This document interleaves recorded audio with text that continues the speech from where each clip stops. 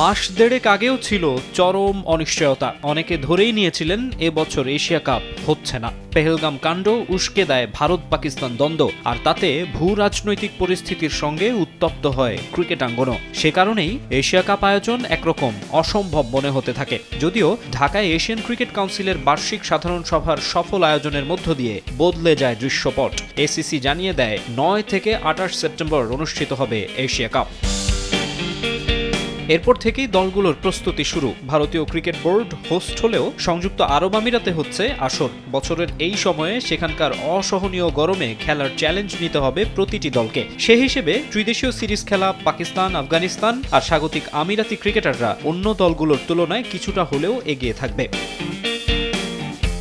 সবশেষ ২০২৩ সালে পাকিস্তান ও শ্রীলঙ্কায় হাইব্রিড মডেলে অনুষ্ঠিত হয়েছিল এশিয়া কাপ। সেবার শিরোপা জেতে আসরের সফলতম দল ভারত। টি-20 ফরম্যাটে অনুষ্ঠিত ২ এশিয়া কাপের প্রথম চ্যাম্পিয়নও মেন ইন ব্লু, যদিও সংক্ষিপ্ত সংস্করণের আসরের বর্তমান চ্যাম্পিয়ন লঙ্কানরা।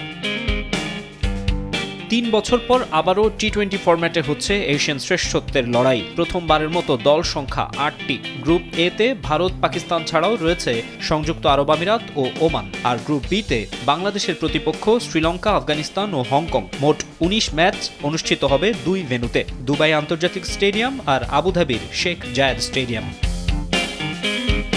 ভারত পাকিস্তান ম্যাচ নিয়ে আলোচনা তুঙ্গে। ১৪ সেপ্টেম্বর গ্রুপ পর্বের লড়াইয়ে মুখোমুখি হবে দুদল। সুপার ফোরেও সুপার ক্লাসিকো উপভোগের সুযোগ পেতে পারেন ক্রিকেট প্রেমীরা। এখন পর্যন্ত সর্বোচ্চ ৮ বার শিরোপা জিতেছে ভারত, ৬ বার শ্রীলঙ্কা আর ২ বার জিতেছে পাকিস্তান। সাফল্যের মুকুটে নতুন পালক যোগ করতে চাইবে তারা। বড় স্বপ্ন দেখছে বাংলাদেশ, আফগানিস্তানও। চ্যাম্পিয়ন্স ট্রফির পর একই বছর এশিয়া কাপ হচ্ছে আরব আমিরাতে। এসিসি ও হোস্ট বিসিসিআই এর পাশাপাশি এমিরেটস ক্রিকেট বোর্ডের জন্য ব্যাপারটা বেশ ইতিবাচক।